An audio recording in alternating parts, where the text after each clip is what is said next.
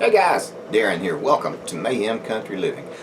I hope that you are having a fantastic day and fantastic time. I wanted to start this video series on food preservation. And we're just going to do, this video is going to be a brief overview of all the different types throughout history. Just going to be kind of a quick gloss over of it.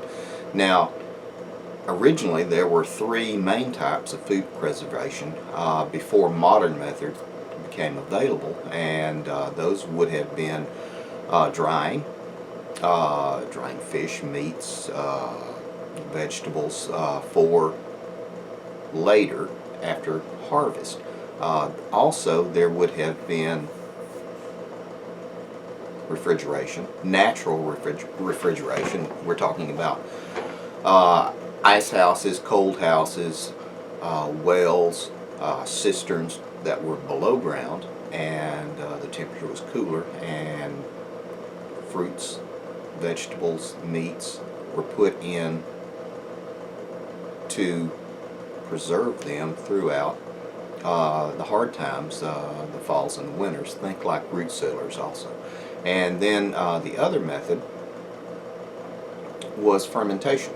So by fermentation you can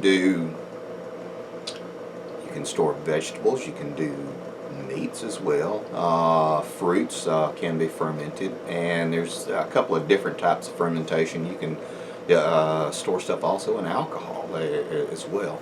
So those were the main three types before modern methods, and by that I mean around the 1800s is considered modern methods. Now, modern methods, we're talking about canning, whether it is water bath canning or pressure canning, and then we can also talk about or look at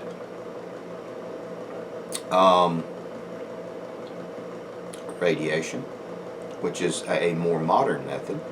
And then we can move into chemical preservation, which would be the adding of preservatives to halt that.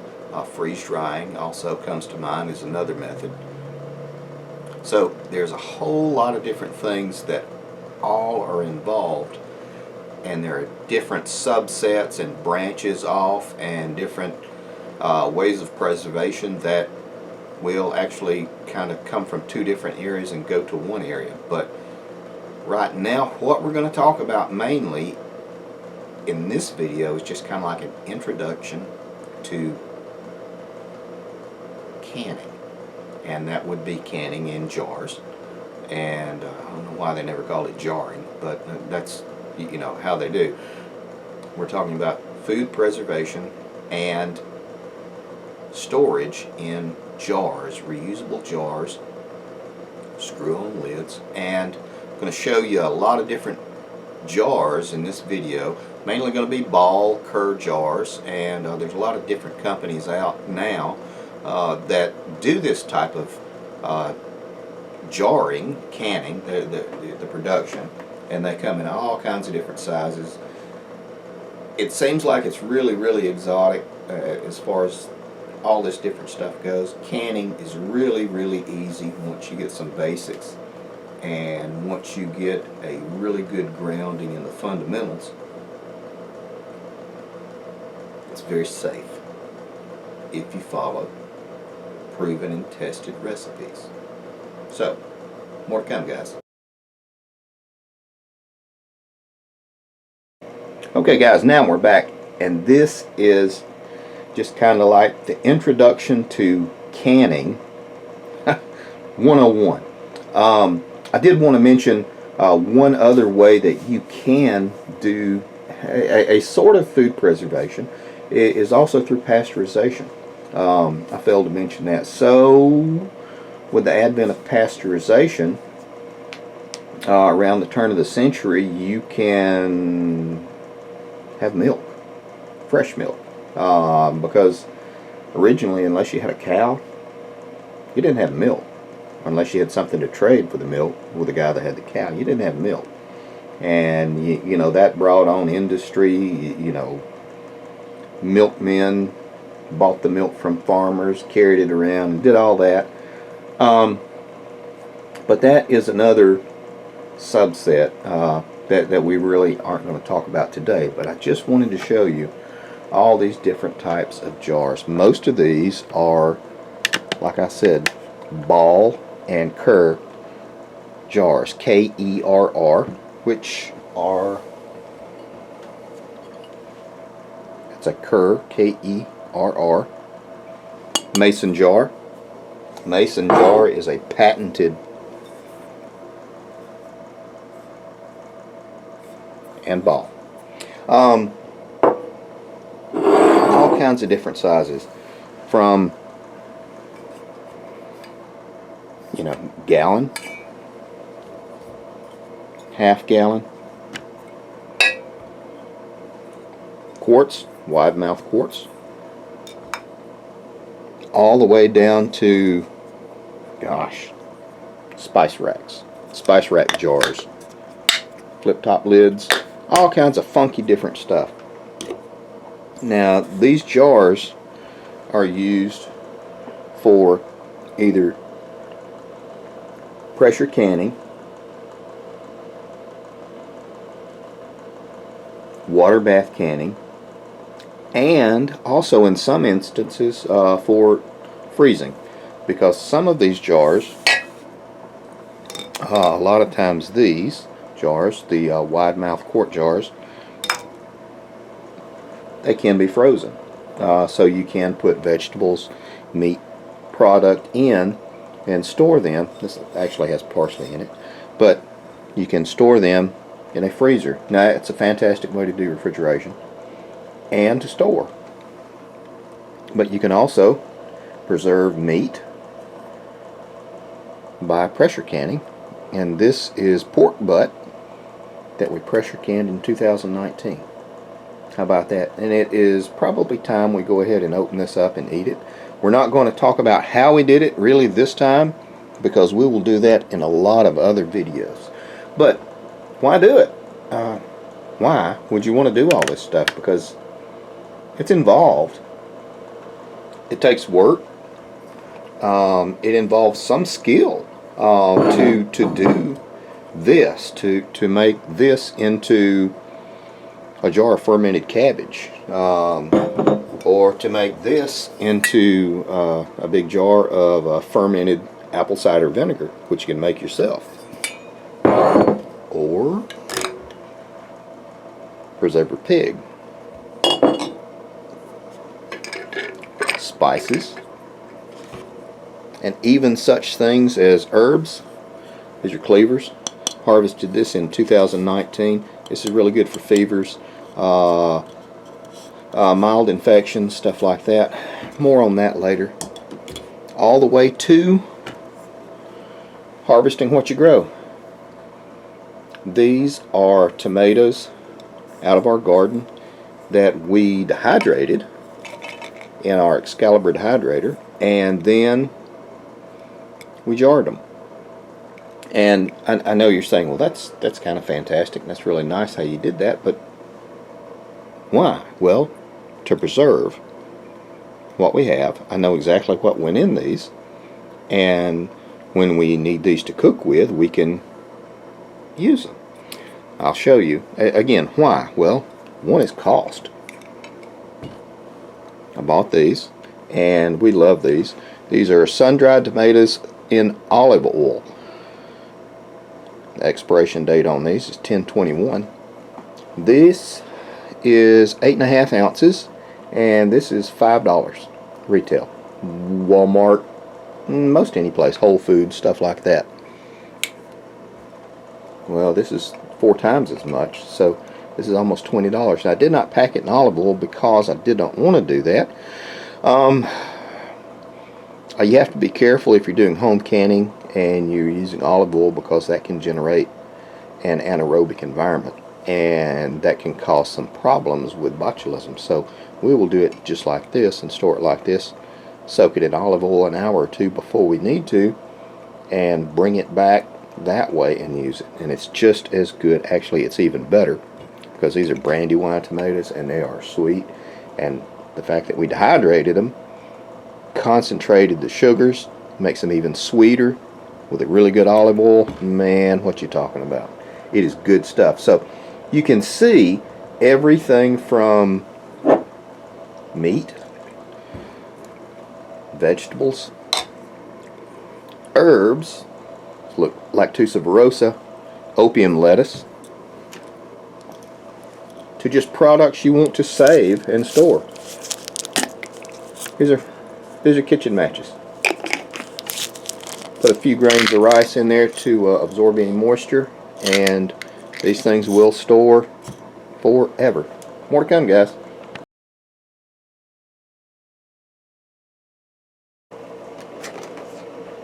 Okay guys, now we're back, and we're going to talk a little bit, just like I said, an overview of the canning method. It is actually a recent modern invention. It has been around since the early to mid 1800s, 1840s, 50s, something like that. You can look on Ball's website, and they have a lot of really good information and history about it. I actually have a lot of the old jars that old aqua jars that were just, it's hard to find them now, and I have them all the way from like the half pint all the way up to the gallon, and then the moonshine jars that were actually made for moonshine by Ball. It was an industry. The jars are reusable as long as there are no cracks, and they can be used over and over in water bath canning and in pressure canning. The lids, however, are not. They've come a long way since the zinc rubberized lids, which I've got some of those, and I'll show you in some of the other videos. Now they have a rubberized coated lid that is kind of a heat activated surface with this ring on it, and then this actually goes over it, holds this down, screws down on the lid. Now, funny thing about this, you use this once, then you toss it. The rings can be used over and over again until they begin to rust. After you pressurize them from the pressure canning or the water bath canning, you're going to take these guys off. That's the best way to do it. And you're going to take these guys off, hang them up to dry, reuse these things just like that. You see, all this has is just the cap on it, and it's upside down. It's stored. Now you really don't want to jiggle it around a whole lot because you can break the seal, get bacteria growing in it, and then you have a problem if you eat it. But it is actually absolutely safe to do it. Now, for the first few years that we did this, my wife and I, we did not do this. She was worried that they would open. Now, it is actually counterintuitive, I guess that would be the best way to say it. You want to take the ring off, that way if they pop, they pop, you know, they pop. The ring could give you a false pressure because it is still holding it on. If pressure has dropped somewhat, you could get sick. So it is best to take the rings off. If you don't, also there's going to be moisture inside between the glass threads and the ring cover, and it'll rust, and you just don't want that. So it's always best to remove it. I have had it where some of them don't come off. They just freaking don't come off. So I try to use them as soon as we begin to process them and eat with them, because you just don't want to do it in long-term storage with the rings off. Another thing is, with these jars, you really don't want to stack them, because that can cause a problem again with a pressure seal. So I have stacked them, yes, and I've had my friends, Kevin Lee May has griped at me about doing it. So now I try not to stack them. I know if I have space restrictions and I want to slide one in, yeah, sometimes I'll do it, but it's really best not to do it that way. Now, there are recipes that you can get from really good sources. USDA, believe it or not, is a fantastic source. Now, you can order the books from Ball, and I highly recommend that you order all of those. There's a lot of free resources online as well. You can join clubs and groups that do all of this for the canning. But follow prescribed, known, tested recipes, or it will cause a problem. And then there's going to be the people that can the stuff and preserve the stuff that you're not supposed to can and preserve. There's clubs and groups of people that do that. Yes, I guess you could, because you remember Mama canned the butter 100 years ago or something like that. Got to be careful with that stuff. I won't do it, and I won't do any videos on how you do that kind of stuff. So I would stay away from it, because you really don't want to get into doing that. Learn the basics first, and if you want to do the weird stuff, you can do that, I guess. I wouldn't. I don't. That is what I have to say. That is my thunk on it. More to come, guys.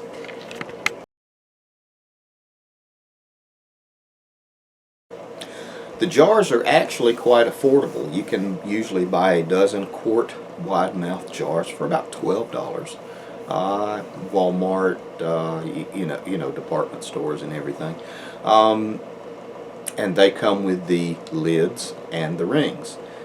The replacement lids and rings that you can get, if you needed to, are probably, these were $8 for 12 lids and 12 rings. You can also just buy the lids for the ceiling, and those are a lot cheaper. Those are about $4 for a dozen.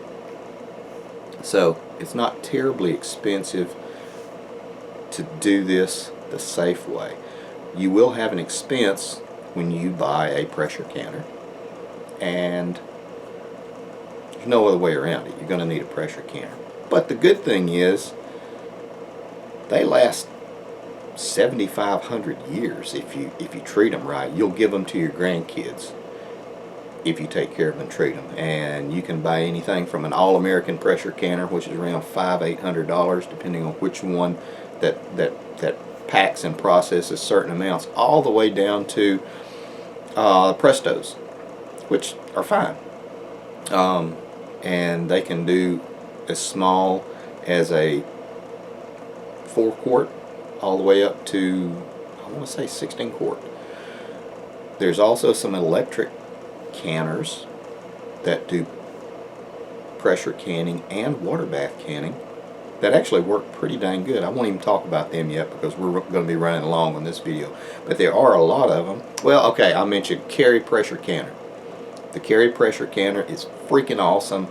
And again, if you need to do one and you can do small batches, absolutely get one, because you can do 4 quarts at a time.